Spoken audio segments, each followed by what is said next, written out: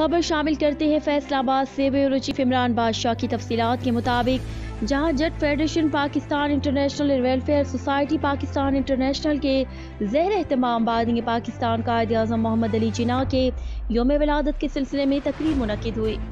जिसकी सदारत जट federation Pakistan international के सरपरस्त आला मुर्तज़ा वाला जट फेडरेशन एंड साहिबान वेलफेयर सोसाइटी के मरकजी सदर चौधरी शाहजाद रंधावा, पाकिस्तान इंटरनेशनल जट फेडरेशन के ज़िले सदर फैसलाबाद चौधरी इमरान बादशाह हंजरा,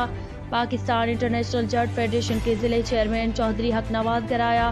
पाकिस्तान इंटरनेशनल जट फेडरेशन के सीनियर नायब सदर चौधरी एहसान गुल, पाकिस्तान इंटरनेशनल जट फेडरेशन सिटी सदर फैसलाबाद चौधरी नन्ना चौधरी नदीम गराया और शहर भर की समाजी और सियासी शख्सियात ने शिरकत की। तकरीब का बाकायदा आगाज़ तिलावत कुरान पाक और नात शरीफ से हुआ, जिसमें पाकिस्तान इंटरनेशनल जट फेडरेशन के सरपरस्त आला मुर्तज़ा वाला साहब ने बानी पाकिस्तान कायद आज़म मोहम्मद अली जिन्ना की